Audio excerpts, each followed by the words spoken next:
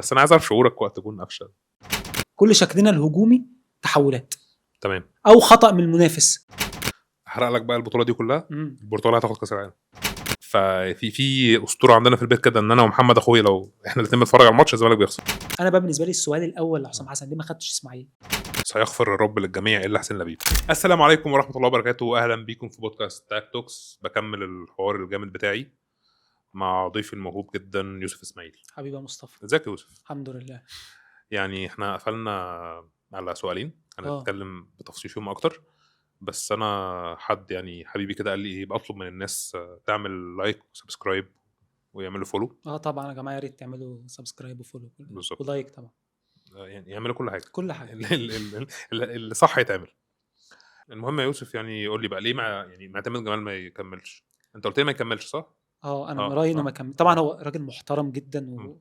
والدوري ده مكتوب باسمه ولكل الاحترام. تمام. بس الزمالك محتاج مدرب، بس سيبك من المدرب دلوقتي اصلا. مشكله الزمالك مش في المدرب، محتاجين فلوس واداره ولاعيبه. ما كل ده مرتبط ببعض. الاداره تجيب فلوس، الفلوس تجيب لعيبه.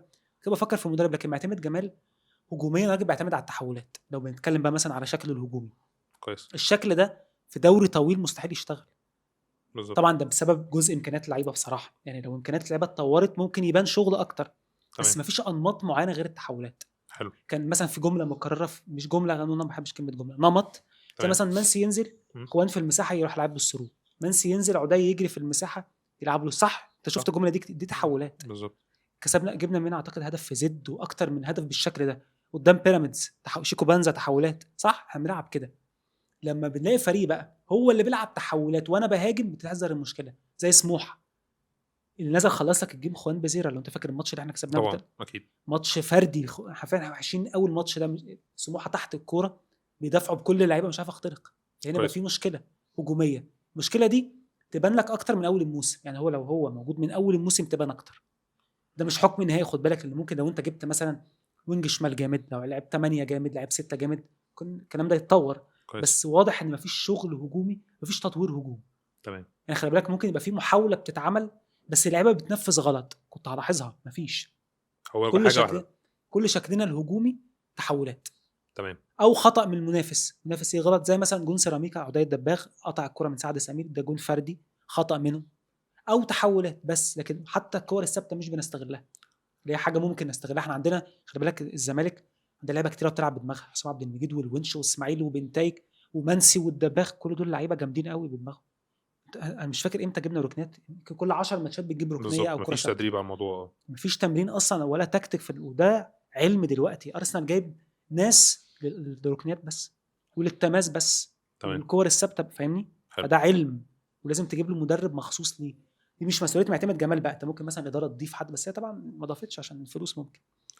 كنت فين اخر ماتش بتاع الدوري بتاع الطياره؟ ماتش الطياره انت كنت فين؟ قاعد في البيت. اتفرجت عليه؟ طبعا يا نهار ابيض. تعرف انا ما اتفرجتش عليه. شفتش ماتش سيراميكا؟ ليه؟ بص انا ده جمهور الاهلي شافه كمان، مش جمهور الزمالك بس. انا قلت اضحي بنفسي عشان الدوري يعيش. ليه؟ لان انا كنت صاحي في الماتش بتاع الاهلي بتاع الكونفدراليه نهائي الذهاب. ففي اسطوره عندنا في البيت كده ان انا ومحمد اخويا لو احنا الاثنين بنتفرج على الماتش الزمالك بيخسر. ايه ده؟ انت في ناس على فكره ناس تقول لك مش بعدل قعدتي. في ناس بجد بتفكر في الموضوع ده. شفت حد كان بيقول كده. يعني مثلا لو الزمالك جاب جون وانا قاعد مثلا حاطط رجلي على رجلي، بفضل حاطط رجلي على رجلي لغايه اخر الماتش. في ناس بجد بتفكر. ايوه يعني اصل احنا طبعا على فكره انا جربت اعمل الموضوع ده، يعني اعكسه وكسبنا عادي. قلت احاول يعني اخلي مخي ما يصدقش الحاجات دي وعادي كسبنا. ما هي مش حاجه منطقيه، انا فاهم. طبعا مش خاضع عليها. مالهاش علاقه باللعيبه والمدرب. دي حاجه بقى تانية. بس فعلا انت بتحس ان انت عليك مسؤوليه عشان انت بتحب الزمالك. والله انا قلت هنام، محمد اخويا برضو نام. قلنا احنا نعم. هنضحي بنفسنا عشان الزمالك يكسب. الحمد لله. مهم ان الزمالك خد الدوري. الحمد لله. مش مهم تشوف الماتش، المهم خالص شفنا الطياره. المهم خدنا الدوري بالظبط كده. حتى لو نمت مش مهم. لا دي اهم حاجه، والله دي اهم حاجه. صح، بس كان لازم تشوفه برضه. ما كنتش هقدر خلاص، مش مهم، ما كانش ينفع. المهم خدنا فرحتك بالدوري اهم من الماتش. بالظبط، هي اتثبتت عندنا ان احنا خلاص. والطياره والشو يعني انا اقول لك حاجه، في ماتش النهائي اللي هو الذهاب لما بيزيرو خد 2 لعيبه ودخل خط جول. انت الماتش ده رعب. احنا كنا كل واحد في مكان. فقال لي تعالى شوف اخر ربع ساعه معايا. ماشي. رحت شفت اخر ربع ساعه معايا. ماشي. حصل اللي حصل، الجون اتلغى، رد علينا ضربه جزاء. فعلا قلت لك ما تجيش اتفرجتش. تتفرج على الماتش. قلت له انت اللي جايبني. هتقطعوا بعض. اللي انا قلت لك ما تجيش تقعد معايا تتفرج على الماتش. يا نهار أبيض. فكان الموضوع فعلا بيخضع على حاجات كده. ايوه انت بتحس عشان انت بتحب الزمالك، بالظبط. عشان كده انت بتحاول توهم نفسك ان انت ليك يد في الموضوع، انت مالكش يد. ما فاهم قصدي هي إيه؟ ما هو ده التفاعل والله بقى. بتحصل. انا عارف اقول لك على حاجه، انا احيانا مثلا لما الاهلي بيلعب واجيبه اللي يجيب جون اقسم بالله بتحصل، يعني مثلا ما ببقاش بتفرج اول ما بس لا جربتها في ماتش بيراميدز، اتفرجت على الماتش كله والاهلي خسر 3 فمالهاش علاقه، يعني كنت بحسب ان هي انت بتحس ان انت عليك مسؤوليه، بس طبعا هي انت منطقيا عايز تشارك في الموضوع. صح، ما ده اللي أنا قصدي عليه، عشان انت بتحب الزمالك فعايز تشارك، بس هو طبعا انت مالكش مشاركه يعني، هو الموضوع بالظبط. في مخك بس. بالظبط. نخش في كاس العالم. ماشي. في بس حاجه عايز اقولها عن كاس العالم، ان كاس العالم في امريكا انا حاسس ان هو هيفشل فشل كبير. امريكا مش دوله كوره. انا حاسس كده برضه. امريكا بتقل ادبها على اي حد داخل، سواء لعيب حكم اي حد، توجهاته ده مش منعوا عاجباه. جمهور وحكم يروح. بالظبط. في قطر كان لما فاهم لعيب الماني يعطس غلط يقول لك التنظيم والعرب والمش صح عارف ايه وكده. فانا اكتشفت ان احنا كشعب عربي اصلا شعب راقي جدا، شعب محترم، شعب كريم، طبعا، شعب عنده حياء. شعب حساس وعاطفي. بالظبط. فنعرف ندي سيرفيس حلو للناس ونخاف على مشاعرهم. صح. الناحيه التانية يا باشا، اللي قادر قادر. يا باشا انا قادر اقدرك وانت ما عندكش تعمل حاجه وعادي، مش عاجبك خد شنطك وروح. صح. فالعالم مش بريء يا ريس. بص هو امريكا لو نتكلم على امريكا بالذات، اه. يعني هي وهم العالم بالشو. م. هتلاقيهم مثلا بيخوفوا الناس بافلامهم طول م. عمرهم. م. مثلا في افلام روكي مثلا، اه فيلم انت ممكن تقول انا ده بحب الفيلم ده، ملاكمه، بحب الفيلم ده. بعشقه طبعا. الفيلم ده سياسي اصلا، والجزء الثالث اللي هو لاعب الروسي، كان في واحد روسي كان بيلعبه ده ايفان دراجو. مشكله واضحه بين امريكا وروسيا، يعني م. ما تفكرش ان ده فيلم ملاكمه او بالظبط. فيلم بوكس، مستحيل، ده فيلم بين امريكا وروسيا. فامريكا بتستخدم السينما اللي هي اعلى سينما في العالم طبعا، طبعا. بتستخدم الميديا بتاعتها في ان هم يخوفوا الناس، ودي طبعا يعني. وانا اصلا يعني محدش انا بيحب بقى ما امريكا قوي، كنتش اتمنى ان دوله ملهاش في الكوره تعمل. هم ليهم غرض، ده اه امريكا اكيد، ما اعرفش ايه بالظبط. هو يعني الغرض. المكسيك قشطه، انا طب لا المكسيك المكسيك، لا اه المكسيك مكحرتين برضو، فلا هي لا بس هم يعملوا هم هيعرفوا ينجحوا الموضوع كشعب كناس شغف عندهم بالظبط. ومتكحرتين. امريكان اصلا ما لهمش في الكوره، هي الباسكت سله. والامريكان فوتبول بالظبط. اصلا مش مسمينها فوتبول اصلا هناك، هي مسمينها هي سكر اصلا، فهم بالظبط. مش شايفين كره القدم اصلا. بالظبط. الامريكان بيحبوا الحركه والفرهده وكده، الكوره والان بي اي بالنسبه لهم بالذات، الان بي لعبه اي ممله بالذات. جدا. فعلا. بمناسبه كاس العالم بقى، قول لي اختيارات حسام حسن حلوه. بص ناس كتير كانت بتتكلم عن مصطفى محمد ان هو يروح او ما يروحش، الفكره مش في مصطفى خالص بقى، دي المفاجاه. تمام. انت لازم تجيب مهاجم. م. اقول لك على حاجه، م. مرموش وصلاح اللي هم اهم، يعتبر اهم 2 لعيبه في المنتخب، يعتبر لو الاثنين دول في حالتهم اكيد اهم لعيبه. دول 2 لعيبه اصلا بيعتمدوا على ايه؟ على المساحه. بالظبط. ان هم الاثنين يعني مثلا كلوب قبل كده كان اتكلم على فيرمينو اللي هو مهاجم ليفربول زمان، كويس. كان بيقول ان هو ميزته ان هو بيخلق مساحه لصلاح، حلو. ينزل يسقط يسحب معاه لعيب من لمسه واحده يودي صلاح على طول انفراد. م. ده دور، ده بقى ولا ارقام ولا اي حاجه، ده دور عبقري. انت محتاج مهاجم يبقى محطه يودي مرموش، اللي هو بيلعب مرموش في المانيا مع فرانكفورت، كان بيلعب مع فرانكفورت ايا كان الفريق اللي بتاعه في المانيا، يعني كان بيلعب اصلا على المساحه. يبقى في فيرود هو مايل شمال شويه بيتحرك في ظهر الديفنس، طب دي محتاجه مهاجم هو اللي يشتغل ويوصله، مش صانع لعب، مهاجم هو اللي يسقط ويفضيله ويسحب معاه لعيب وهو التاني يتحرك في المساحه.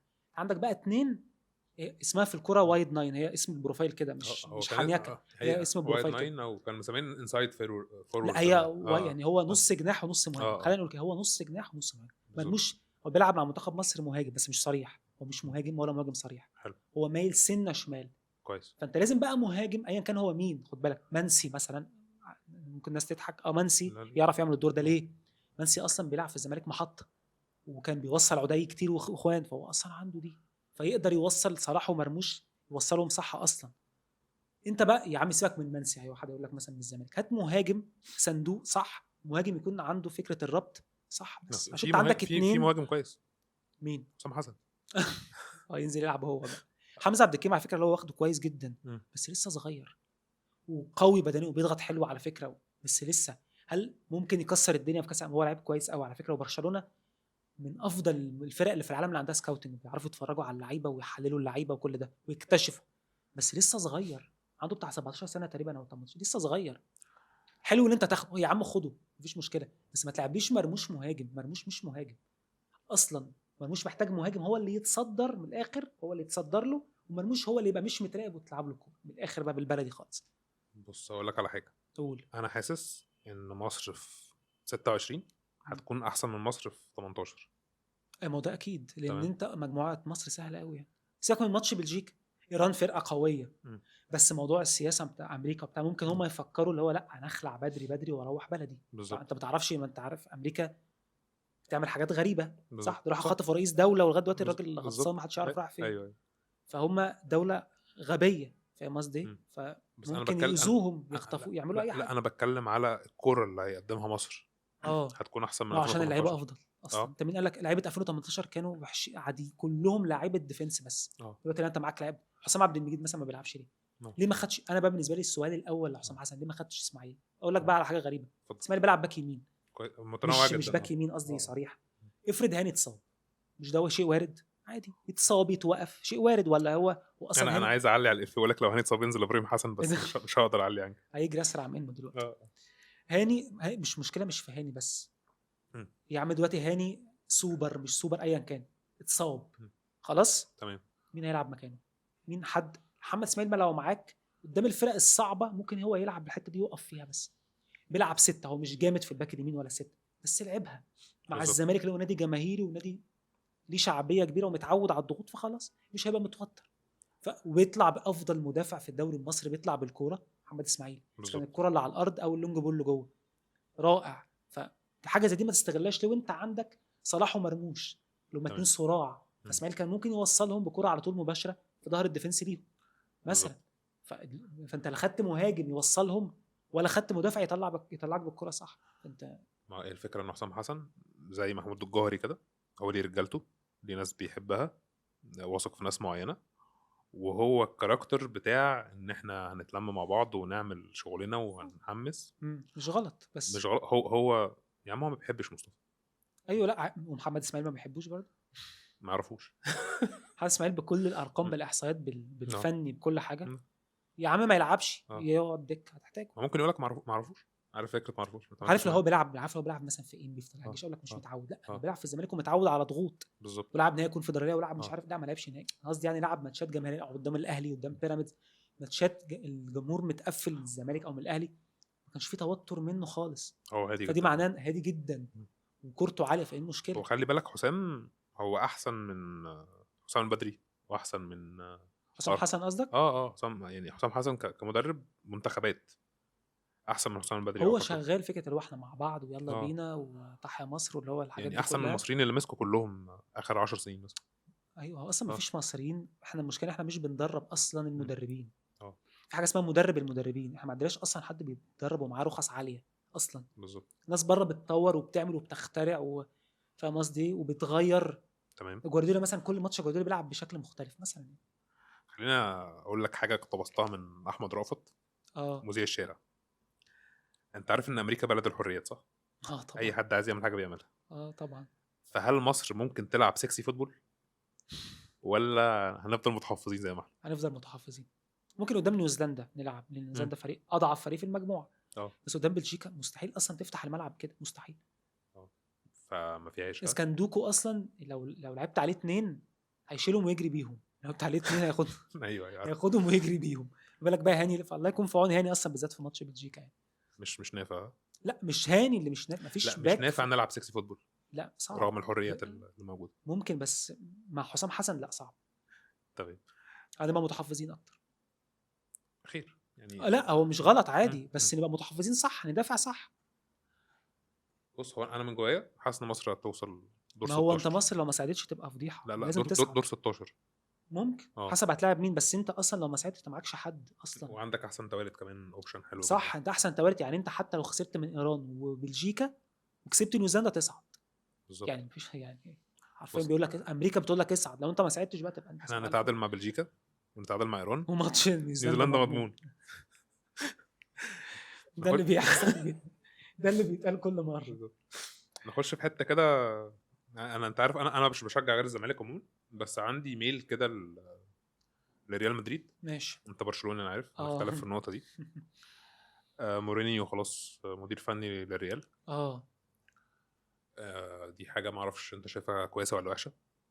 وكان ليك راي في مبابي. اول الاثنين، اول مورينيو الاول. اه بص مورينيو فنيا ما اتطورش خالص، تمام. نفس الافكار بتاعته اللو بلوك والتحولات ماشي، حلو. بس الريال اصلا عنده مشكله في اللعيبه. بس كويس. لسه قبل ما نتصور انا وانت كان مم. اعتقد الريال هيجيب برناردو سيلفا، لسه شايف في الخبر ده. كلام منتشر عن الموضوع ده. رائع، يظبط لهم لعيب يعرف يتحكم في الريتم ويطلع آه. بالكوره، لعيب ذكي جدا متحرك بين الخطوط، بيلعب في الثلث الاول والثاني والثالث رائع. بس مشكله الريال خط هجومه اللعيبه، يعني مثلا فينيسيوس ما بقاش فينيسيوس خالص، بقى ميت بالظبط. خالص. امبابي الاثنين مبوظين لعب بعض، خد بالك. تمام. امبابي وفينيسيوس مبوظين لعب بعض. امبابي بيتمشى طول ما هو معهوش الكوره، طول ما الكوره ما في رجله هو يمكن عشان كده ريال مدريد محتاج مانجر اكتر من كوتش. يعني كارلو ما انشيلوتي انا كان كنت لسه هقول لك دي. اه مورينيو بقى محتاج الاول يظبط اوضه اللبس ويشتغل صح، ودي ممكن يعملها. هو صدامي، حلو. خد بالك. ما هي دي حلوه في حاجات وحشه في اه حاجات، فحسب. بس انا بالنسبه لي هو خيار مش وحش للريال، بس لازم يطوروا يجيبوا على الاقل. ممكن يجيبوا لعيب قدام مثلا زياده يكون على الاقل بيضغط كويس بتاع بالمنظومه بتاع الريال. فرقه معاها فلوس، ودي برضو حاجه غريبه تقدر. يعني برشلونه مثلا معتمدين على بيدري ويامال لعيبه من الناشئين عشان معهمش فلوس، بالظبط. لكن الريال ما عنده الرفاهيه انه يجيب. صح. بس صفقه برناردو سيلفا لو تمت هتبقى حلوه قوي للريال جدا، وسوبر وحاجه طبعا، هو سوبر بس اه للريال بالذات هينفعه. مبابي. مبابي على بص فكره بص. امبابي مشى من مم. باريس سان جيرمان، باريس سان مم. جيرمان بقوا زي الفل.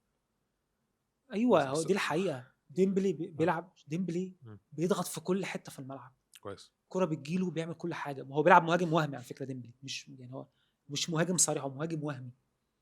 وينجات طبعا باريس سان جيرمان قويه جدا، بس شوف كلهم بيضغطوا ازاي، شوف كمنظومه افضل ازاي، لعيبه بتخدم على بعض.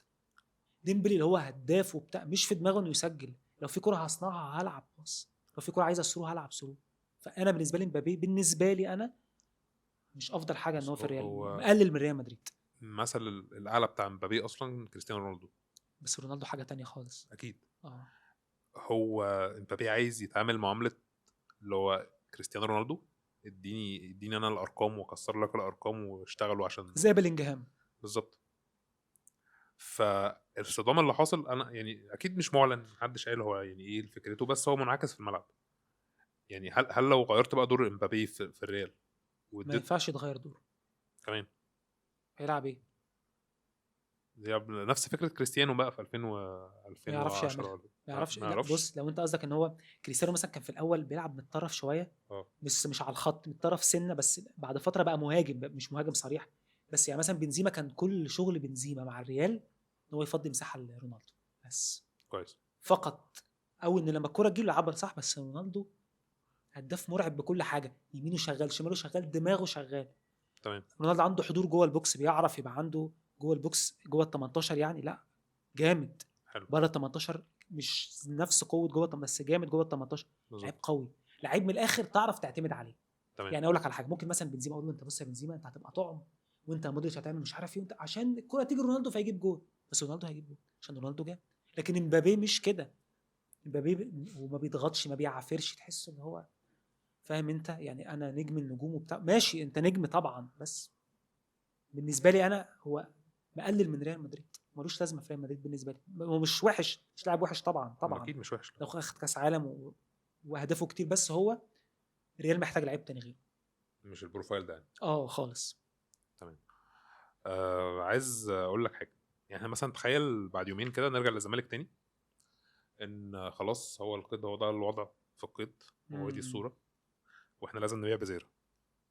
في نادي اماراتي سعودي دنماركي هيشتريه ب 8 مليون يورو.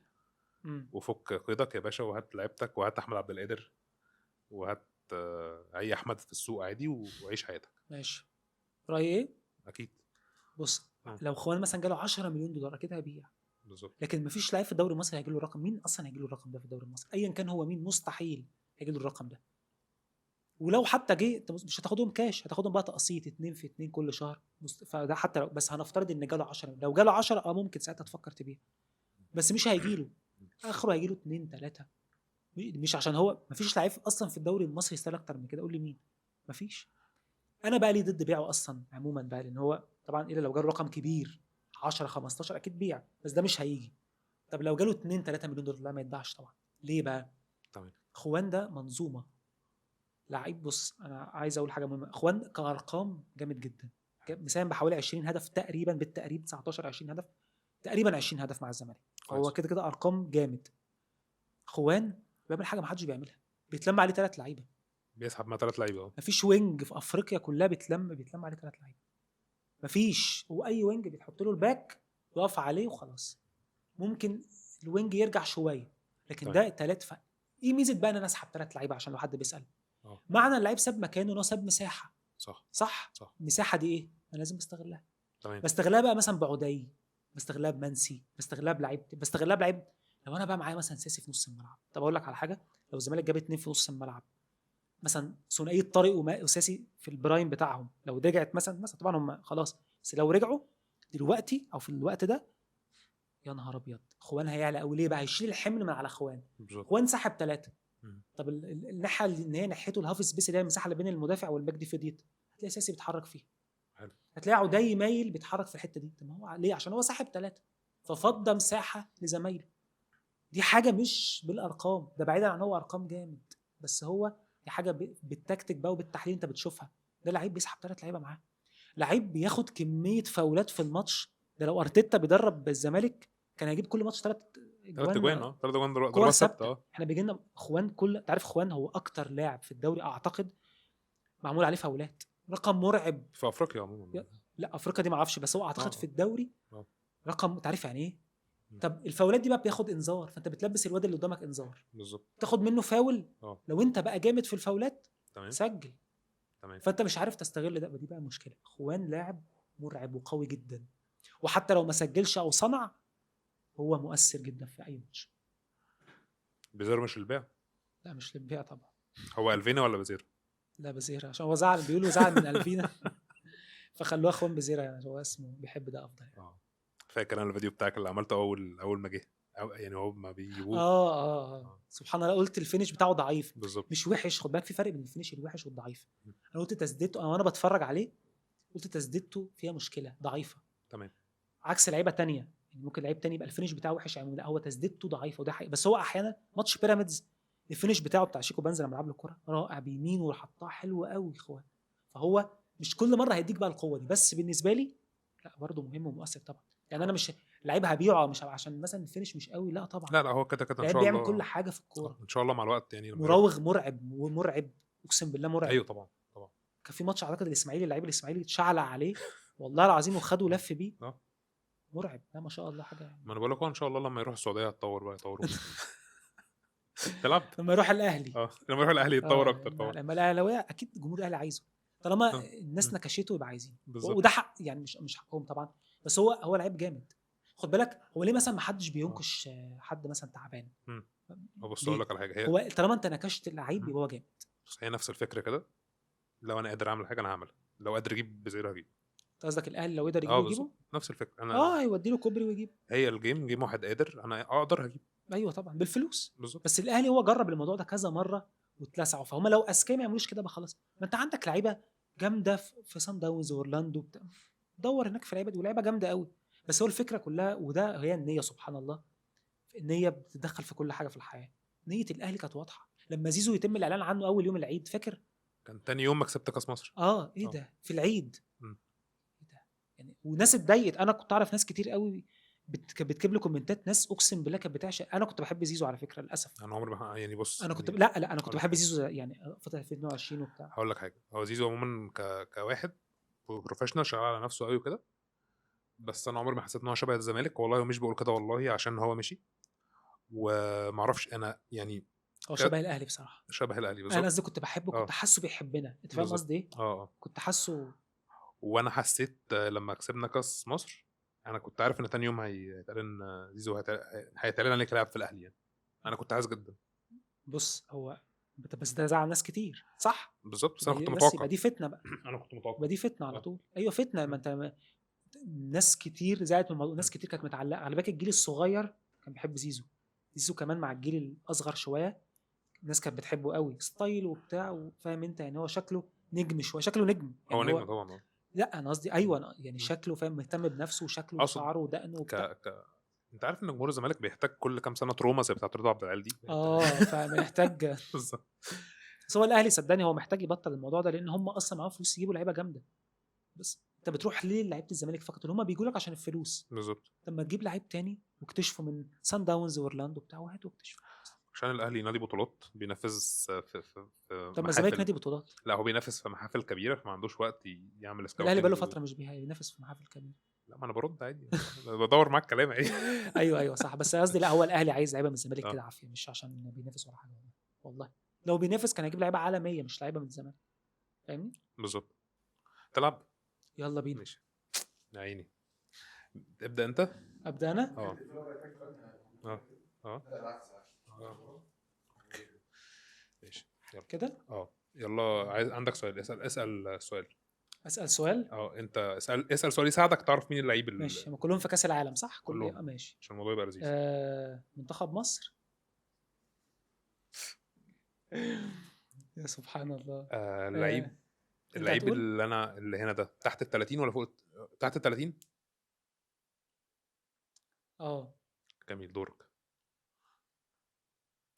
مش هينفع تسال نفس السؤال لا. ايوه لا طبعا. بيلعب وينج يمين او ناحيه اليمين. انا ما اه شفتش والله. ايوه. طيب ماشي، اسال انت. اوروبي. اه تمام دورك. انت عرفته، انت عارف اعتقد انك عرفت. خلاص صلاح. ماشي مبروك يا عم. مش محتاجه حاجه يعني، مش محتاجه حاجه. ماشي يلا. انا نهار اسود. السؤال المستحيل. اه واحده وواحده. اعملوا يا جماعه اشتراك وفولو والحاجات الحلوه دي. اسال انا ولا انت اتفضل اللي تسال؟ اتفضل. لعيب بيلعب في منتخب في اسيا. لا ماشي. تمام. لعيب اوروبي. اه ماشي دورك. افريقيا. لا. صباح الفل. فوق ال 30. اه تمام. أمم، امريكا الجنوبيه. لا. طب هو بيلعب فين طيب؟ اللعيب آه. ده اسطوره ولا عادي؟ اسطوره طبعا. اسطوره. خلاص خلص. كريستيانو رونالدو. صح. لسه ما لسه كنت حتى اديله فاهم كده سؤالين ثلاثه. طب نكمل. اسالني. طب اسال سؤال ماشي اخير. ماشي اسال كمل سؤال اخير. كمل انت. انا قلت معلش امريكا الجنوبيه اخر حاجه. ما خلاص انت خلصت القارات كلها. خلاص اديله ثلاث اسئله يمكن يعرف اللعيب بتاعه. ماشي ماشي يلا. ماشي.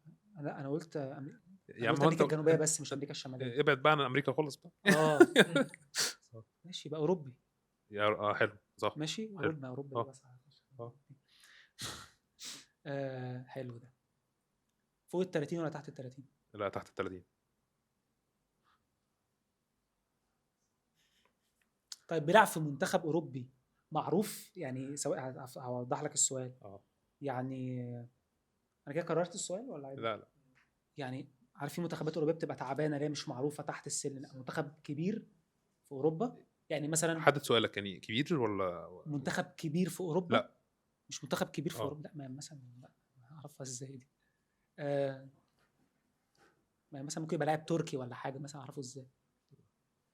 قول بس، توكل على الله، قول سؤال كمان وانا هعمل معاك واجب. طيب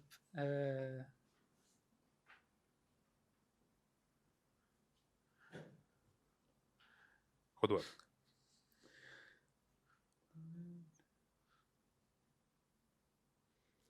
خلاص انت ممكن تديله بقى ايه اديله. اديله هند. اديني هنت. حلوف كبير. حلوف. حلوف. حلوف فرع قصدك؟ لا هو حلوف عموما، يعني هو حلوف لعيب حلوف. هو حلوف وفرع. اللي كل حاجه هو اقول لك هالاند. بالظبط. انتوا سالتوها لي شويه الصراحه. بصوا يا جماعه، دي هنلعب لعبه تانية. ده الجدول بتاع كاس العالم. حلو. انا هنصنف 3 تصنيفات للفرق. هيبقى فريق هلهوله، فريق حصان اسود، فريق هينافس. حلو. هينافس قصدك يعني ممكن ياخد كاس العالم قصدك؟ يعني ممكن. ماشي اوكي. المكسيك.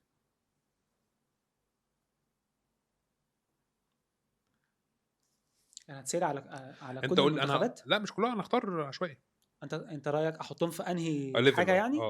لا حصان اسود. حصان اسود. حلو. لو بس انا رايي ان ممكن في منتخبات تانية ممكن تبقى حصان اسود، بس طبعا انت سالت عن براحتك المكسيك براحتك بالذات. عادي ماشي. براحتك. قطر. منافس. منافس، خد اول واحده. تمام. المغرب لا ينافس المغرب. ينافس على كاس العالم. لا مش ياخده بس ينافس. حصان اسود. ما اه احنا عندنا الهوله حصان اسود منافس. حصان اسود طبعا، لان اه بس منتخب المغرب قوي بصراحه يعني، بس طبعا هي توفيق يعني. ماشي. باراجواي. لا ما اول واحده هل هو الهوله يعني مش هينافس اكيد ولا حصان اسود. كوت ديفوار. لا حصان اسود طبعا. مش حاسس فرقه بس فرقه ماشي. قوي. لا ممكن تطلع عادي بس انا شايفها فريق قوي. نيوزيلندا. نيذرلاند سوري. نيوزيلندا ايه؟ هولندا يا عم. ايه نيوزيلندا؟ لا هولندا اه ممكن تنافس، فريق كبير ممكن ينافس. اوكي. بلجيكا. لا تنافس طبعا. مصر. بص هي مصر هتصعد من المجموعات بنسبه كبيره، خلينا نقول ممكن تبقى حصان اسود. حصان اسود. لان هتصعد من المجموعات، فصعود المجموعات ده بعد كده ممكن تلعب صح توصل. هو انت لو قلت كده ما عندكش انتماء بصراحه. ايوه بالظبط، صح. اه. لا ده مصر هتاخد كاس العالم يا بيه، كاس العالم ان شاء الله. حسام حسن. فرنسا. هناخده كاس العالم. فرنسا. لا تنافس طبعا، فرنسا اقوى سكواد مرعب، بس أنا بالنسبه لي ما عندهمش مدرب. البرتغال. ينافسوا طبعا. طب قول لي توقع 4 في قبل النهائي. بس مش هقول لك بقى مين قدام مين، هقول لا لك لا 4 عادي. وخلاص. فرنسا طبعا بالنسبه ممكن يطلعوا طبعا، عادي بس ممكن هي يبقوا في سكه بعض يبقى نهائي مبكر. لا احنا بنتكلم فرنسا في انجلترا.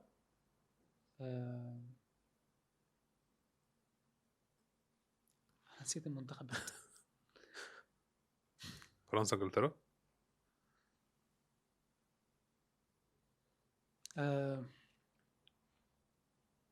صعبة تصدق، لأن عيب عليك. صعبة لأن فرنسا انجلترا الأرجنتين تمام. البرتغال. احرق لك بقى البطوله دي كلها. البرتغال هتاخد كاس العالم. ممكن أبقى تبقى حاجة حلوة. أنا بحب ميسي جدا جدا. بس هتبقى شو يعني، ترامب يبقى محظوظ قوي بقى، وأمريكا تبقى محظوظ قوي لو رونالدو خدها. شو مرعب ليهم مدى الحياة. البرتغال هتاخد كاس العالم. ممكن تبقى حاجة مش وحشة طبعا. انا عايزك تقول لي موقف ما تنساهوش في كاس العالم ليك، يعني ذكرى شخصيه ليك في كاس العالم، وانا هقول برضو ذا سيم، بس انت قول الاول. قطر في 22 الارجنتين، عشان كنت بشجع الارجنتين جدا. النهائي يعني احكي لي بقى الكره اللي ضيعوها فرنسا في الاخر، اللي صدها مارتينيز، فاكرها؟ كانت انفراد كده في الاخر، وبعدها دي اكتر كره فاكرها، كانت رعب الكره دي. كان مين اللي ضيعها؟ مش فاكر، كان تورام، مش فاكر كان مين اللي ضيعها. كان تورام تقريبا او حد هو اللي ضيع الكره دي. مارتينيز شالها، لو كانت جت كانت فرنسا كسبت. تمام. دي حاجه ما تنساهاش طبعا. احكي لك انا موقف بقى. كاس عالم 98 في حد كان موجود في الحياه سنه 98؟ لا اعتقد اللوكيشن ده. كاس عالم 98 كان بين فرنسا والبرازيل. ابويا بيشجع البرازيل. المصريين على فكره بحب البرازيل يعني. وابويا بقى قديم بقى، شاف بيليه وحضر زيكو العتاوله. وانا كنت فرحان قوي بزين الدين زيدان كطفل مصري، كاريزما ولعيب اسطوره يعني. فاحنا قاعدين البيت فيه راجل كبير وطفل صغير، محدش مهتم بالكوره غيرهم يعني. فبيقول لي يا ابني البرازيل هتكسب سكور يعني 98. ركنيه زيدان نط جاب جون. ركنيه تانية زيدان نط جاب جون. جاب جونين بالهيد. ايوه في النهائي. انا من جوايا اللي هو ايه، بص يعني هو سبحان اللاعب اللي انت بتحبه اللي انا بحبه جايب جونين بالهيد، هو ما بيلعبش بالهيد اصلا. صدفه غريبه دي. الثالثه ايمانويل بيتي خدها انفراد، حط 3-0. يا نهار ابيض. العداوه دي كملت بقى. وانت بتحب زين الدين زيدان جدا. انا كنت بحبه. كلهم اساميهم اجنبيه. طفل بقى. صح. ده اسمه زين الدين زيدان. صح. عارف انت الفكره دي؟ صح. وشكله كشري وكان هو ستايل برضو زيدان. والكره معاه متعه وكان اصلع من ورا. تحسه مدرس عربي. هو كاركتر. بالظبط. ولاعيب جامد طبعا، اسطوره يعني. بس امتدت بقى العداوه اليورو 2000. كان النهائي بين ايطاليا وفرنسا. بابا بيشجع ايطاليا وانا بشجع فرنسا. انتوا عكس بعض كده في هو كره فرنسا بقى بعد الموقف ده. ايه ده؟ فالمهم اي فريق ضد فرنسا هيشجعه. المهم فضلت ايطاليا كسبانه فرنسا لحد اخر دقيقه 90. ماشي. ويلتورد جاب جون تعادل، وتريزيجيه كسب جولدن جول في النهائي. ايه ده؟ يا نهار ابيض. والله يورو 2000. اتفرج على يورو 2000 كسبت. يا نهار ابيض. كده يعني. انا كان في دايما يعني خلافات بيني وبين والدي بره الزمالك. انا بحب حاجه وهو بيحب حاجه في الكوره. وكيل فرنسا بقى عشان طلعت البرازيل او خسرت البرازيل في النهائي. بالظبط. هو كده فرنسا عشان ابنه بيشجع فرقه ضده اصلا ده. وشجع ايطاليا عشان ضد فرنسا. بالظبط. احكي لي موقف بقى شبهه بالظبط بس في تشجيع الزمالك،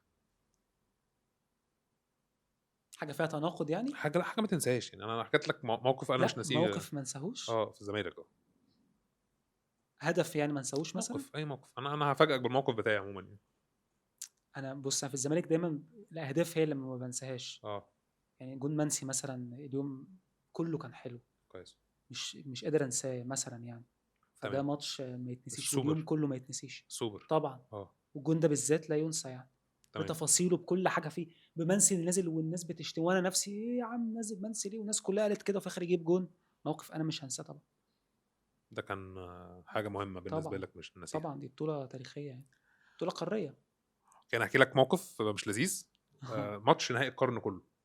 اه يعني هو ماتش نهائي القرن اللي هو الاهلي والزمالك، امم نهائي افريقيا. امم انا اليوم ده عرفت فيه ان انا مش هينفع اشجع بنفس الحماس تاني اصلا. يعني الموضوع منتهي بالنسبه لي. ناس كتير قوي كانت، وانا مم. لا بص مش هقول لك انا ما كنتش كده، بس كنت متضايق قوي طبعا. اه بس والله مجرد ما السيزون الجديد بدا اتفرجت عادي. لا، ما هي الفكره في ايه؟ ما انا احكي لك بقى التركه فين. اه هو قول. الاهلي جاب جون في الاول بالهيد. اه حلو. انا كان من جوايا ان احنا هنرجع عادي بجد. اه انا الجون كنت حاسس ده برضو. الجون اللي جابه شيكابالا، لما الجون جه انا قمت عملت جامب كبير كده اه طبعا يعني. وقلبي حسيت فيه نغزه كده. امم قلت قشطه، احنا ايه، انا بتاذي وشيكابالا اللي جايب جون، انا غالبا احنا ما ينفعش نكسب. انا قلت لنفسي كده، ايه ده قلت ما اه. ينفعش نكسب عشان مش صحتي. والله ما اه استحمل.